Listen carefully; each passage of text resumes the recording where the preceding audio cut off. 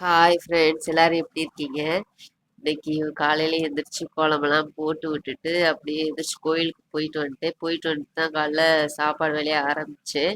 இன்னைக்கு என்ன சமைக்கலாம்னு பார்த்தா சாம்பார் வைப்போம் அப்படின்ட்டு இது பண்ணேன். பருப்பெல்லாம் வேக வச்சுட்டு அப்படியே காய் நறுக்கிட்டு தாளிச்சு விட ஆரம்பிச்சிட்டேன். அப்பதான் பார்த்தா சாம்பார் பொடி இல்லை.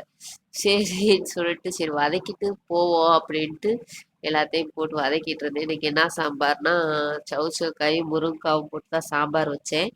சாம்பார் அப்படியே இதை பாருங்களேன், அப்படியே தண்ணியை மட்டும் ஊற்றி வச்சுட்டு குடுகுடுன்னு ஓடி போயிட்டு வந்தா சாம்பார் பொடி வாங்கிட்டு வந்துட்டு அப்படியே இது பண்ணிட்டு அப்படியே புளி இருந்தது, புளியை கரைச்சி ஊற்றி விட்டுட்டு சாம்பார் நல்லா வெந்தக்கப்புறம் அப்படியே பருப்பை ஊற்றி விட்டேன்.